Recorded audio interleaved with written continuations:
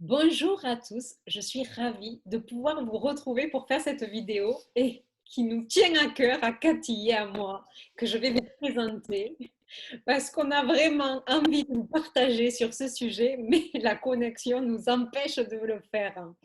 Alors, j'espère vraiment qu'on va pouvoir partager cette vidéo avec vous. Donc, bonjour à tous, moi c'est Caroline, je suis coach spécialisée en neurosciences. J'aide les personnes je les accompagne dans les changements dans leur vie, changements qu'ils soient subis ou qu'ils soient désirés. Je vous accompagne dans cette transformation, vivre la vie qui vous inspire, quels que soient les événements, quelles que soient les difficultés.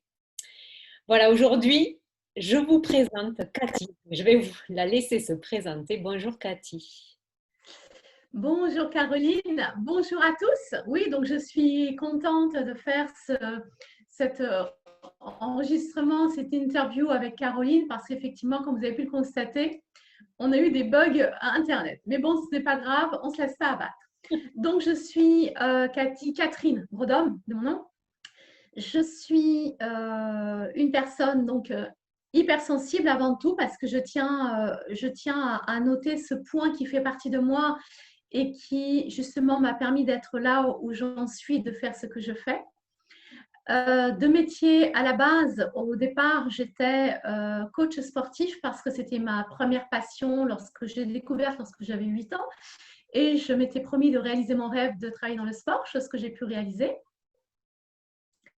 Au fil du temps, je me suis tournée vers des choses plus douces parce que bien on évolue, on grandit, on s'assagit et j'ai commencé à me tourner vers des activités beaucoup plus douces, à me former. J'ai fait 2 ans de formation en tant que relaxologue. J'ai fait 2 ans de formation à la méthode Feldenkrais, qui est une méthode de mouvement en pleine conscience. J'ai fait aussi un cursus en méditation. Enfin voilà, j'ai fait pas mal de petites choses, un diplôme universitaire en sport et santé, parce que c'est avant tout pour moi, avant d'être un métier, c'est une passion euh, que j'ai su faire évoluer parce que je me suis écoutée et justement c'est en lien avec le sujet du jour, être et vivre l'instant présent parce que moi ça a toujours été mon concept de vie.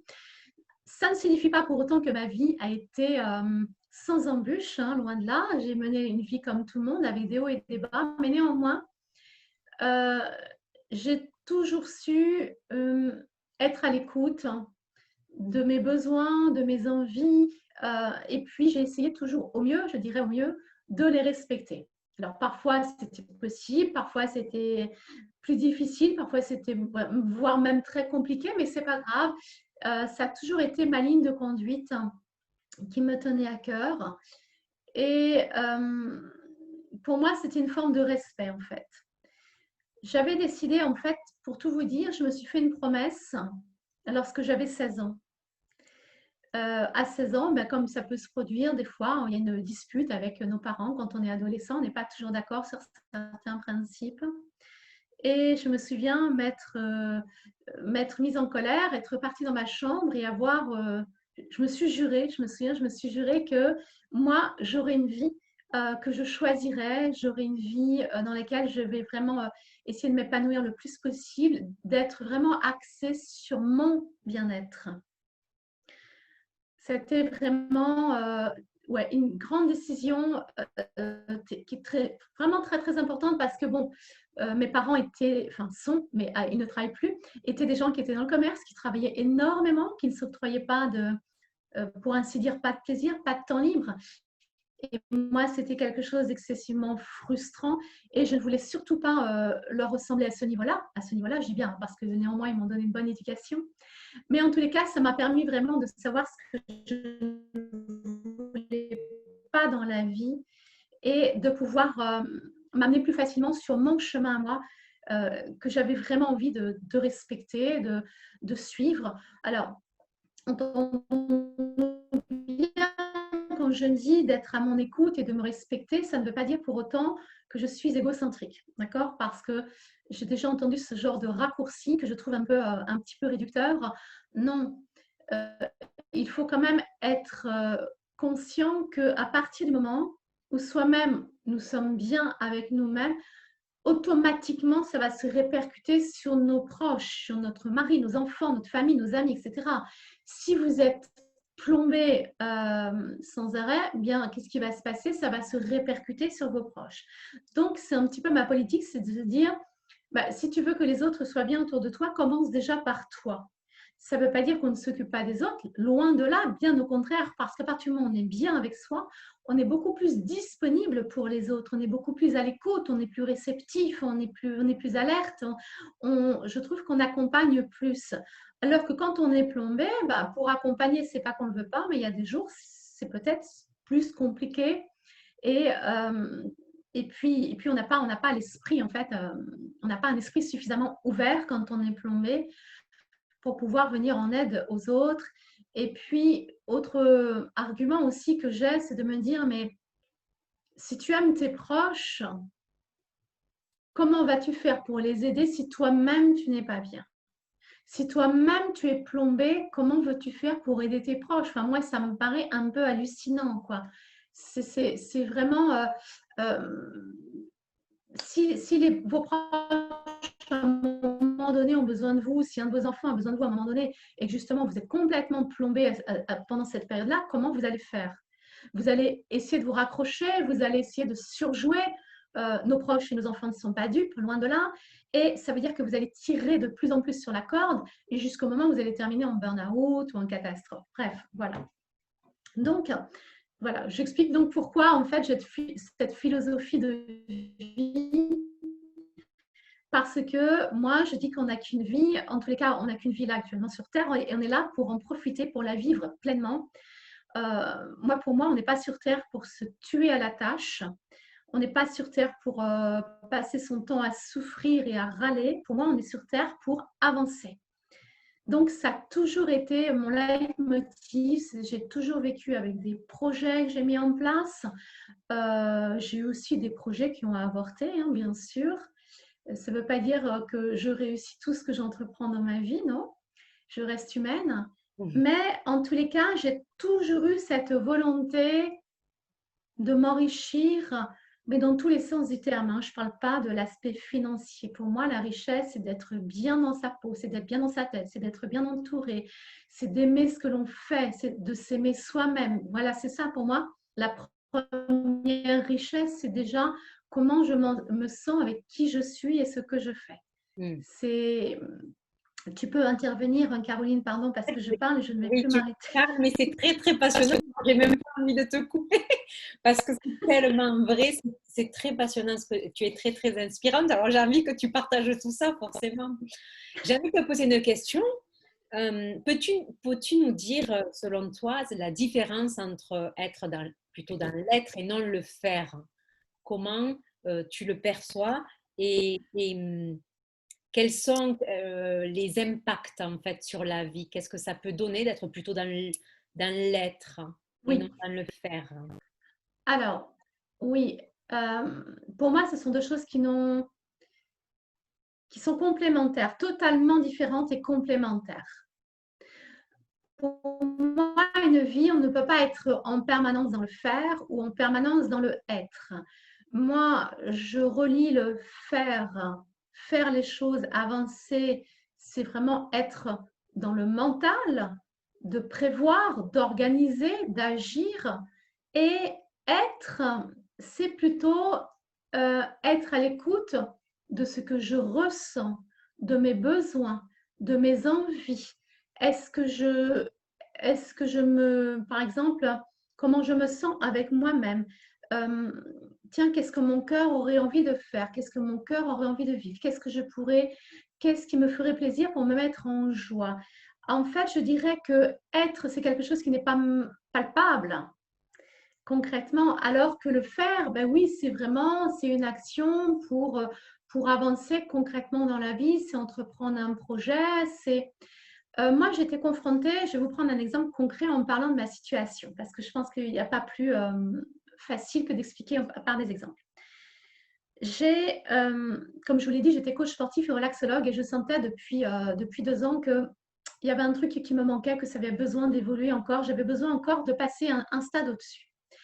Et puis, une personne m'a dit, je ne vous passe les détails hein, parce que c'est peut-être pas intéressant que je développe tout, mais en tous les cas, une personne m'a donné une information comme quoi j'allais être lectrice, non, liseuse de corps, m'a-t-elle dit, liseuse de corps, c'était son terme exact. Moi, quand on m'a dit liseuse de corps, je ne savais pas ce que ça voulait dire, je ne savais pas en quoi ça consistait, je ne savais pas, ça ne me parlait pas. J'arrivais pas, parce que tout de suite, le mental, il a voulu se rendre compte concrètement, le matérialiser, c'est quoi, c'est où, c'est comment, et avec qui, enfin bref, plein de questions. Donc là, j'étais vraiment dans le faire absolument, parce que je voulais faire, on me l'avait dit, donc ça devait se faire. Alors c'est vrai qu'au départ, je me suis dit, bon, c'est quand même bizarre ce truc, peut-être qu'on me parle d'une autre vie, parce que j'arrivais pas à le concrétiser, à le faire justement. Et puis, au bout d'un moment, c'est un petit peu fatigant en fait d'avoir le mental qui cogite comme ça. J'ai décidé à un moment donné de lâcher le faire et de revenir au être. Et donc, ce que j'ai fait, j'ai dit, bon, ok, on m'a donné cette information, c'est formidable, merci beaucoup.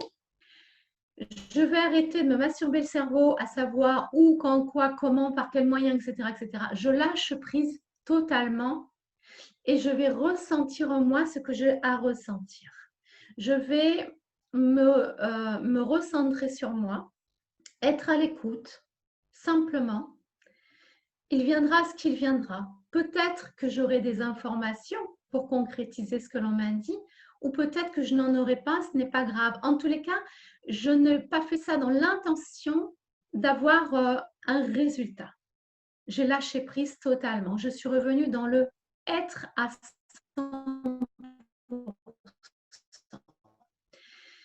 Le moyen que moi j'ai utilisé, parce que des moyens pour le être, dans le être, il y en a plusieurs. D'accord? Moi, ce que j'ai ressenti, c'était le besoin de me connecter à la nature. J'ai eu un besoin viscéral. C'était quelque chose d'extrêmement puissant.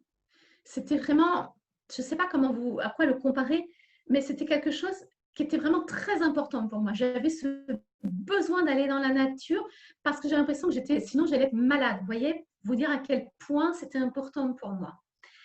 Et donc j'ai écouté, je me suis respectée, je me suis loué une petite maison à la campagne pendant 4 jours. Je suis partie m'isoler à la campagne. Quand je dis m'isoler, c'est m'isoler du monde, puisque moi j'habite sur Paris. Hein. C'était m'isoler du monde. Je suis partie avec mon petit chien faire de la randonnée. Et tous les jours, je partais dans la nature. Le but, ce n'était pas de faire un certain nombre de kilomètres loin de là. C'était juste être. Être en contact de la nature. Et si j'avais envie de m'arrêter, d'écouter, de regarder, de ressentir, de vivre, je m'arrêtais. Et si j'avais envie de marcher 5-8 km sans m'arrêter, je marchais. Mais quand je ne marchais pas dans le but de faire une performance sportive, mais dans le but d'être là, de vivre l'instant présent. J'étais complètement coupée du monde, complètement.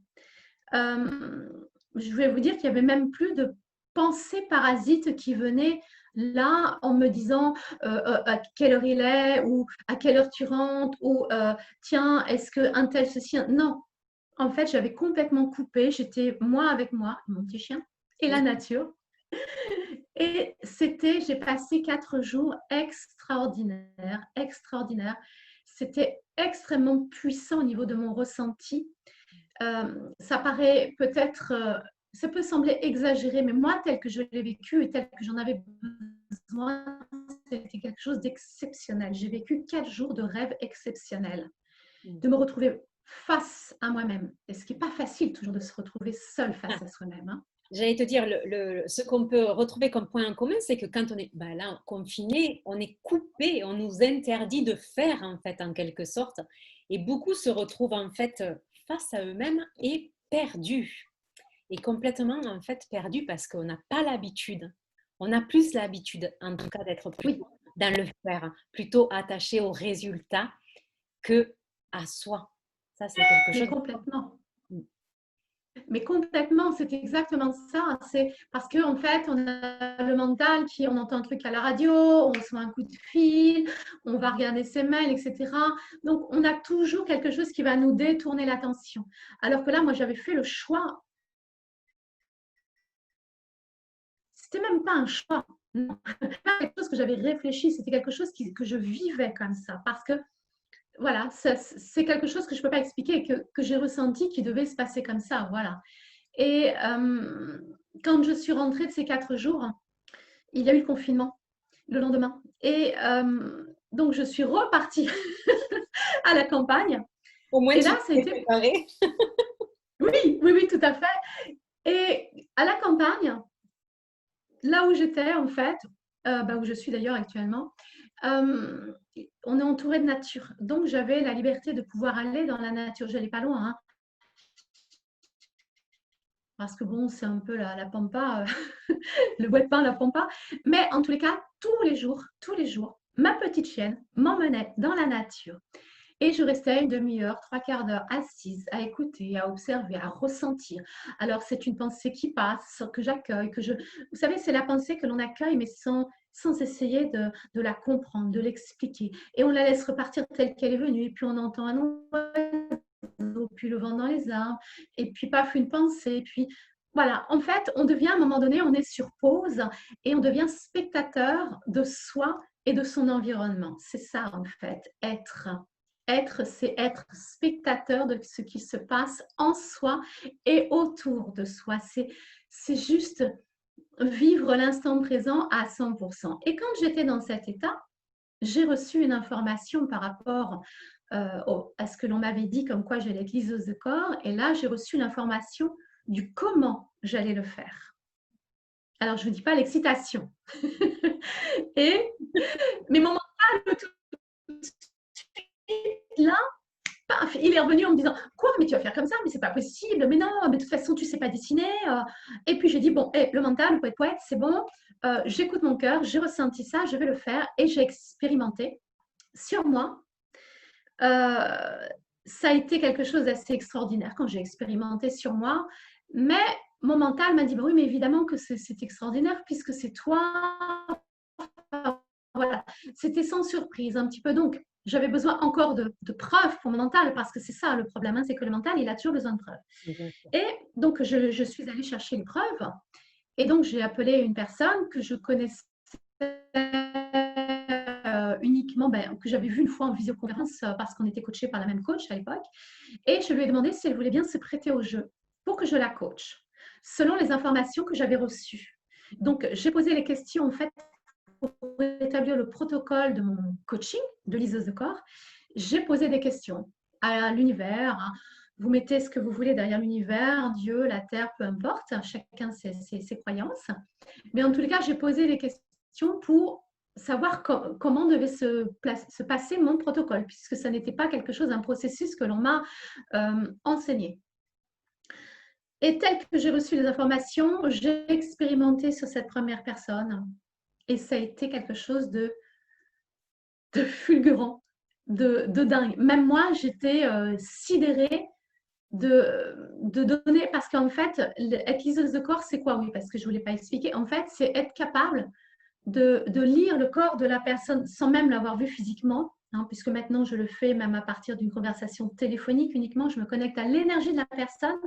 Et hier, j'ai expérimenté pour la première fois, j'ai fait une lecture de corps à partir d'une photo, parce que je ne savais pas si je savais travailler sur photo. J'ai expérimenté, j'ai fait la lecture du corps, j'ai appelé la personne et au vu de sa réaction, je suis tombée dans le mille encore une fois.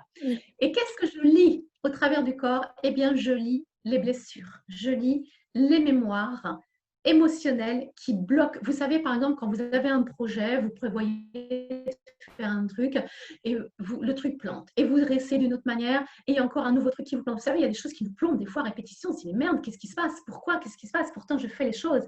Mais ça va au-delà de notre volonté, au-delà de notre capacité. C'est vraiment une mémoire qui est inscrite dans le corps. Moi, je le vois.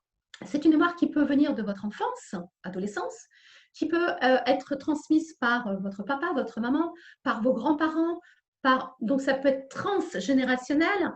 Moi, jusqu'alors, avec mes clientes, j'ai réussi à remonter jusqu'aux arrière-grands-parents. Et on a réussi à libérer la mémoire. Alors, vous allez me dire, oui, mais tu peux raconter n'importe quoi. Oui, c'est vrai que je pourrais raconter n'importe quoi. Sauf que par exemple, la personne, la dernière, la jeune fille avec qui on est remonté aux arrière-grands-parents, Elle avait encore ses grands-parents, elle a encore ses grands-parents et son arrière-grand-mère.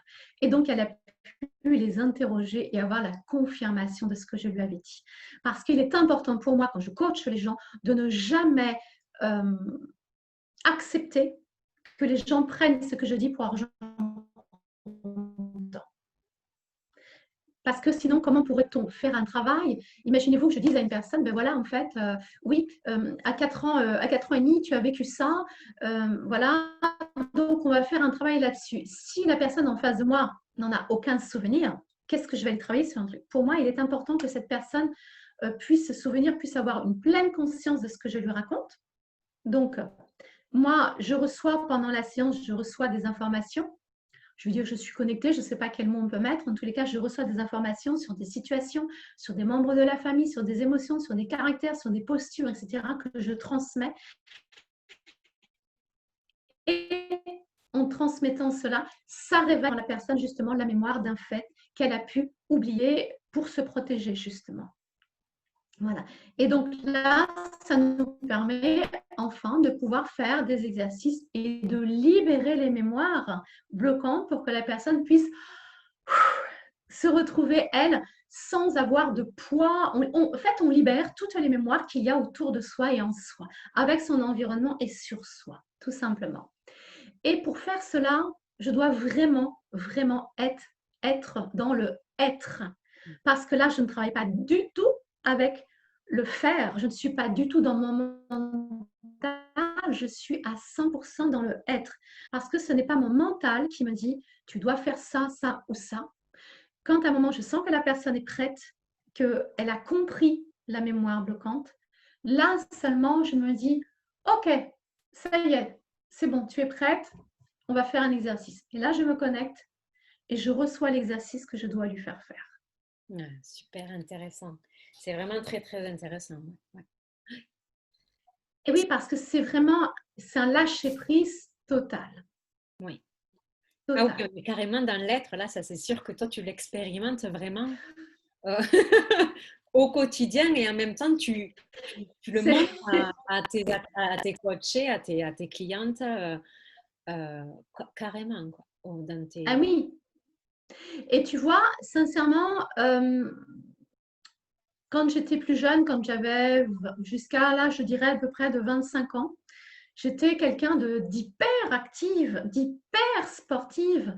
Non seulement je faisais du coaching tous les jours, mais les week-ends, je faisais du sport. Enfin, c'était et non seulement mon job et ma passion, et j'étais dans le faire, dans le faire, dans le faire, dans le faire, dans le faire. Et je me souviens, quand j'ai fait ma formation pour être coach sportive, on avait une intervenante qui avait voulu nous faire faire de la relaxation. Mais quand je me revois, moi je rigole aujourd'hui parce que j'étais là. Bon, je regardais l'heure. Bon, c'est bon, là, ça va passer son truc, là, parce que moi j'ai autre chose à faire. Hein, j'ai autre chose à faire. J'étais incapable de me mettre sur pause. Et néanmoins, les années ont passé, je me suis ouverte, j'ai appris à me poser, je suis devenue relaxologue. J'ai expérimenté en tant que relaxologue pendant, je dirais, une petite vingtaine d'années. En plus de coach sportif, en fait, je faisais les deux parce que c'est complémentaire pour moi, enfin, dans ma façon de travailler. Et là, maintenant, quand je vois la manière dont je travaille, mais c'est un régal. Parce qu'en plus, ce qui est important quand on est dans l'être, c'est que ça n'est pas lourd. C'est extrêmement léger à vivre, c'est reposant, même si au travers des coachings avec les clientes, je te jure que des fois, on soulève des choses qui sont quand même costauds, hein, très costauds. Il y a des histoires quand même balèzes. Mais le fait d'être dans l'être, d'être à l'écoute, on n'est pas dans une énergie qui est lourde, qui est pesante.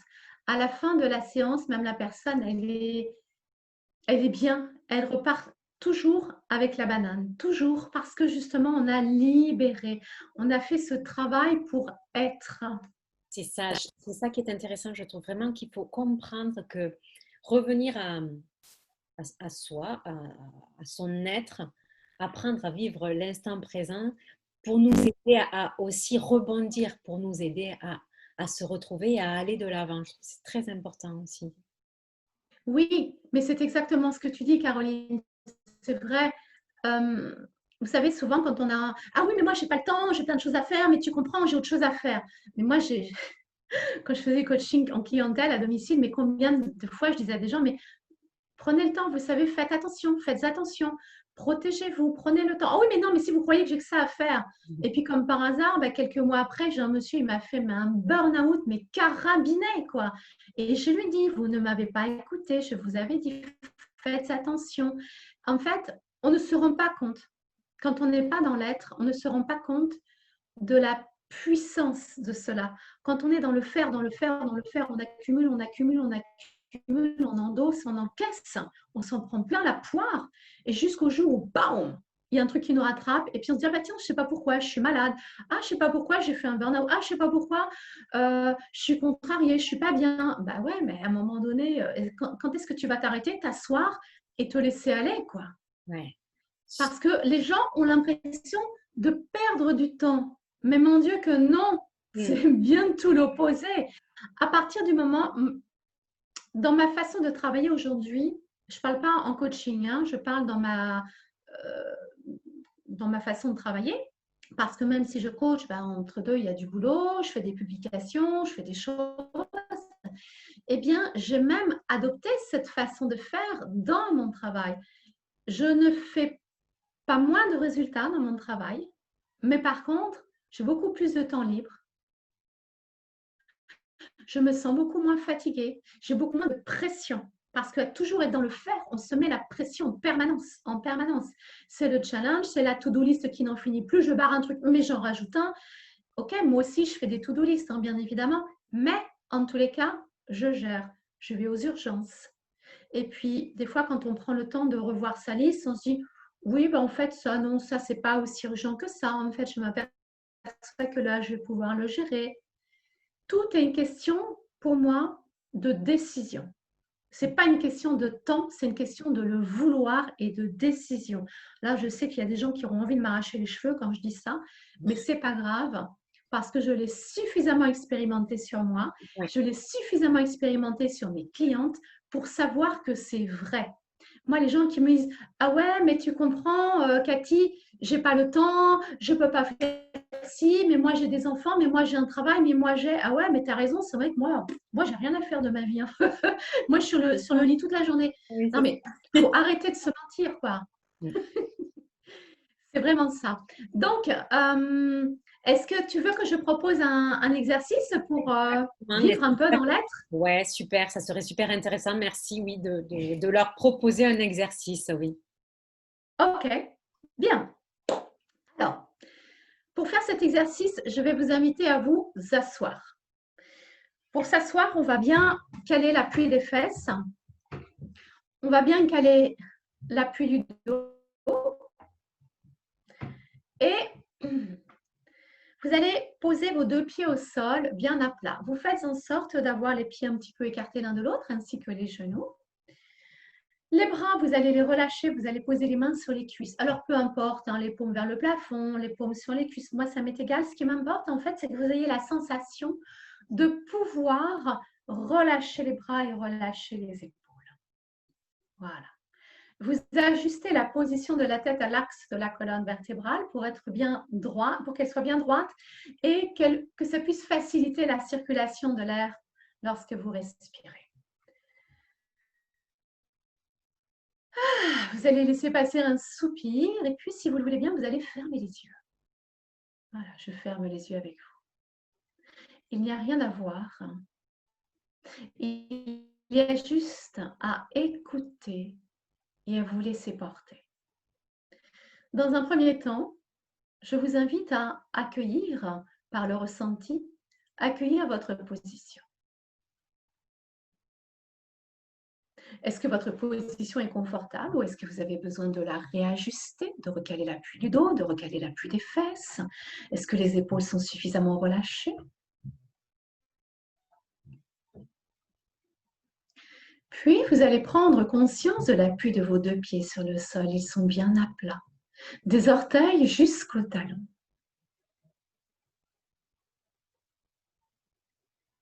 Prenez conscience du contact de vos pieds avec le sol.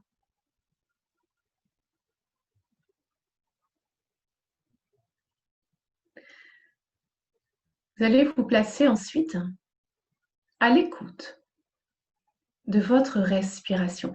Mais attention, ne portez pas de jugement. Il n'y a aucun jugement à porter. Vous écoutez votre respiration telle qu'elle se fait. Au travers de votre souffle, vous pouvez par exemple observer avec quelle partie du corps respirez-vous principalement.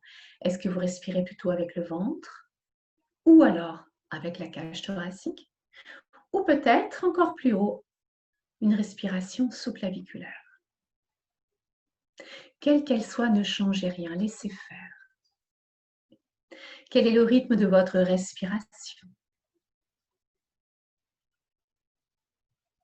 Quelle est son amplitude?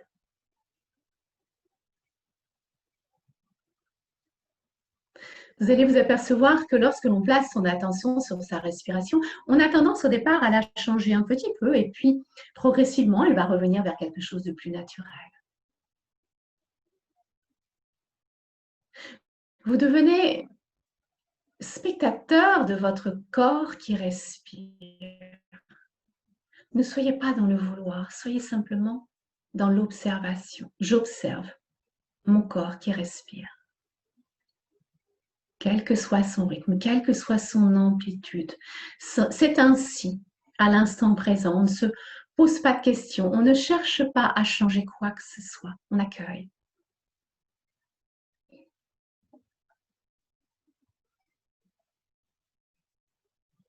Laissez le courant de la respiration se faire librement, naturellement.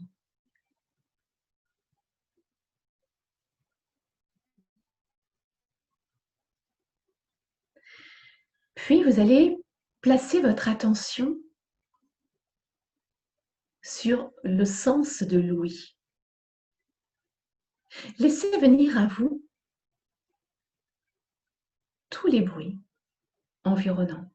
Ils peuvent être proches, ils peuvent être plus lointains, peu importe. Soyez simplement à l'écoute de ce que vous pouvez entendre, sans porter de jugement, sans essayer de comprendre d'où vient ce bruit, juste l'accueillir.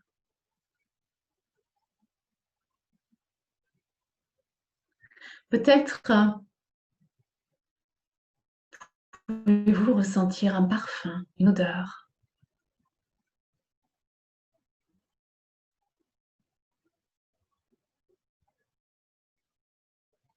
Vos sens sont en éveil.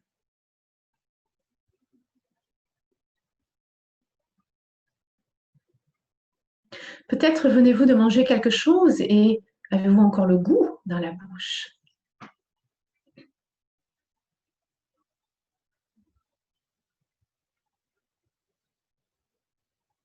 Vous accueillez le tissu, le contact de vos mains sur vos cuisses. Quelle sensation avez-vous? Soyez juste dans le ressenti. Il n'y a vraiment aucun jugement à porter. Être dans l'accueil, ici et maintenant. Peut-être entendez-vous un nouveau bruit. Tous vos sens sont en éveil. Vous les laissez vraiment être le plus simplement du monde. Votre attention peut être attirée par un bruit, par un parfum, par le toucher. Votre attention peut être aussi attirée par une sensation dans le corps. Peut-être avez-vous comme une petite gratouille dans la jambe, dans un bras, dans le dos, peu importe. Soyez juste là à l'écoute. Peut-être pouvez-vous entendre des gargouillis dans le ventre.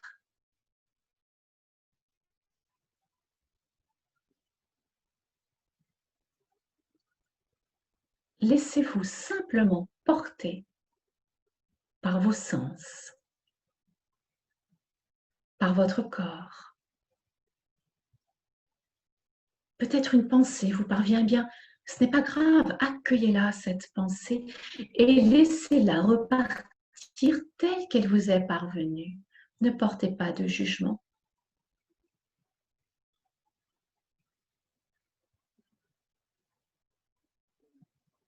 Soyez simplement là, ici et maintenant, en train de vivre à 100% cet instant.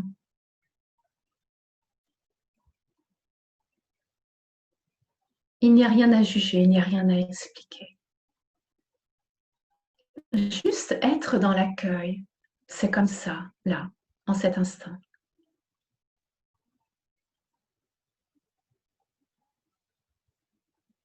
Observez comment votre corps respire.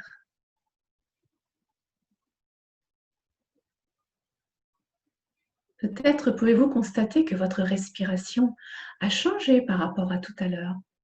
Est-ce qu'elle est plus lente, plus posée?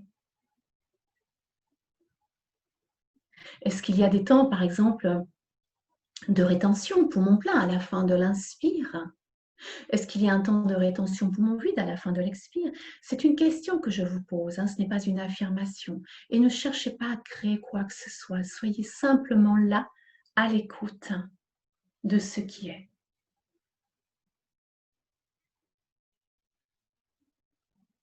C'est un temps de pause.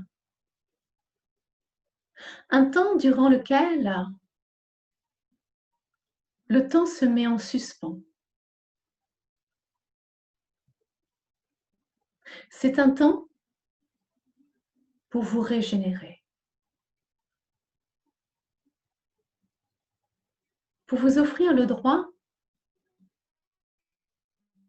de ne rien faire, juste être.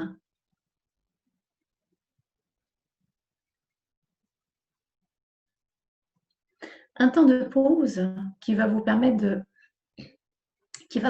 vous ressourcer, qui va vous redonner de l'énergie, pour après pouvoir reprendre vos activités avec plus d'apaisement, plus de sérénité et en même temps plus d'objectivité, de paix intérieure.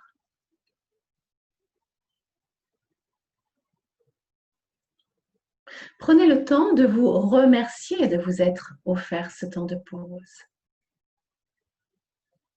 C'est comme un cadeau que vous vous faites. Un cadeau pour votre bien-être, pour votre confort de vie.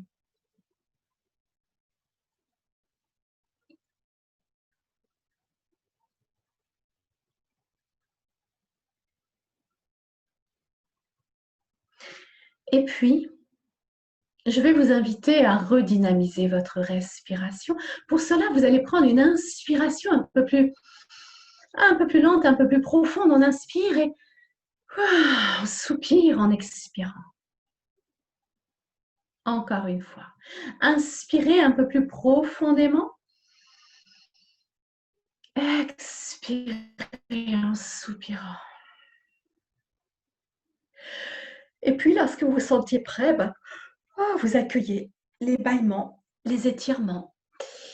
Commencez à bouger le corps, à ouvrir les yeux.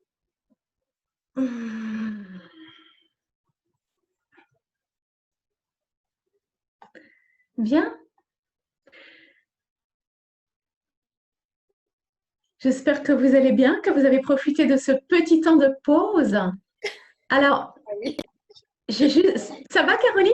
Ah oui, là, tu m'as bien... j'ai bien profité, moi. Ça fait un bien fou. C'était formidable. Alors, j'ai fait appel à plusieurs notions en un temps réduit pour vous montrer un peu les possibilités. Après, on n'est pas obligé... Enfin, il n'y a pas de toute façon, il n'y a pas d'obligation puisqu'on n'est pas dans le faire, on est dans le être.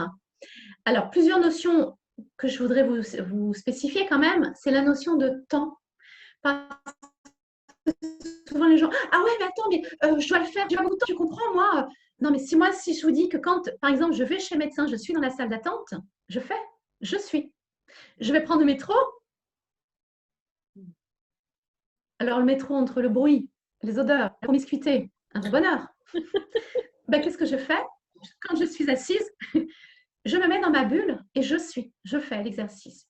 Vous voyez, ce que je veux vous faire comprendre, c'est que faut arrêter de se raconter des histoires, de questions de temps. Cet exercice, vous pouvez le faire n'importe où. Au moment où vous vous couchez, vous pouvez le faire.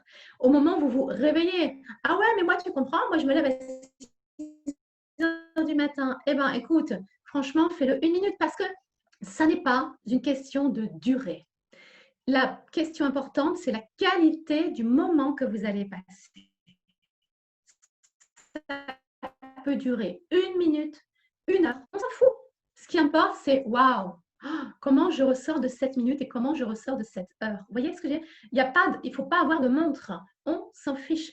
C'est je vis ce moment avec moi. Ça peut être même 30 secondes en exagérant. Vous voyez? C'est vraiment pas, on n'est pas dans la quantité, on est dans la qualité du moment.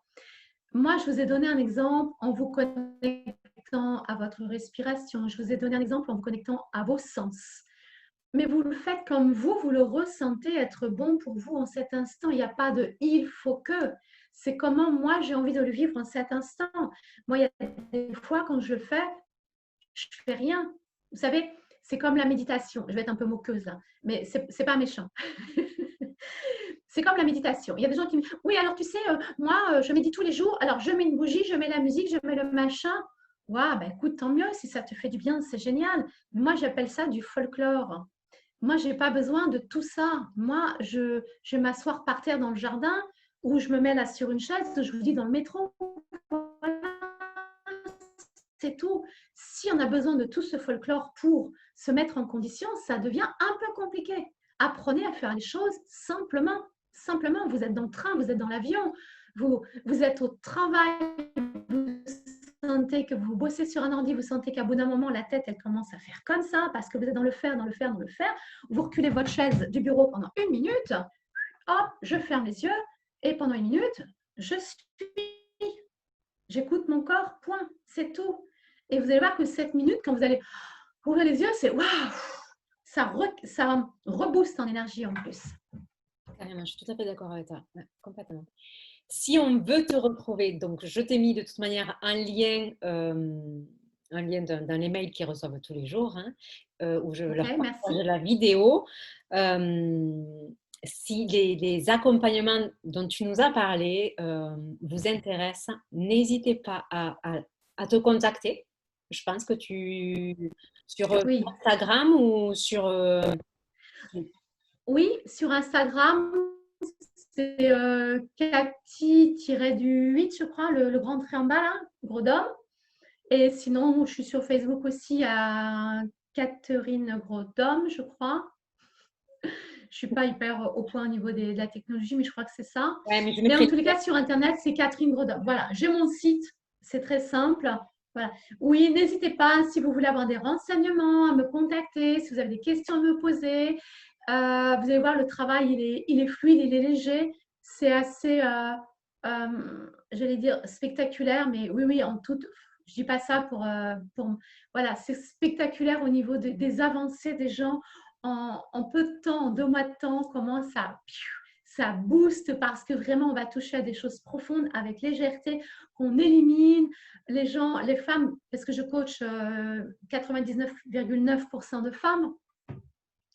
Et elles me disent à chaque fois, waouh, c'est génial, parce qu'à chaque séance, on enlève une charge, on enlève un poids qu'on n'imaginait même pas avoir, quoi. C'est ça qui est dingue, quoi.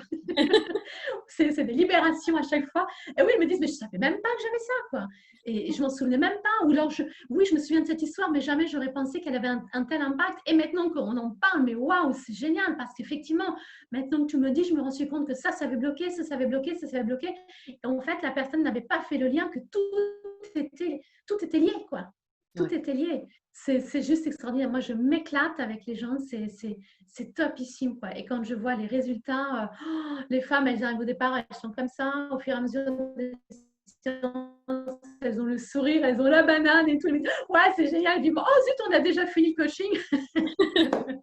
Ouais, mais je pense aussi que ce qui est important, je trouve que tu le reflètes vachement de tout ce que tu nous as parlé. Enfin, tu incarnes aussi, je trouve, quand même beaucoup tes accompagnements. On ressent quand même ce que tu transmets Ah, au-delà j'espère. de... Oh, si, si, ça se ressent, ça se voit sur toi, ça se voit vraiment, ça se voit. Tu dégages beaucoup quelque chose de Ah, ça très, me fait très plaisir fort. ce que Ouais, tu ouais. dis. Ah, si, ben, tu vois, c'est enregistré, tu l'écouteras encore. Tu peux cracher.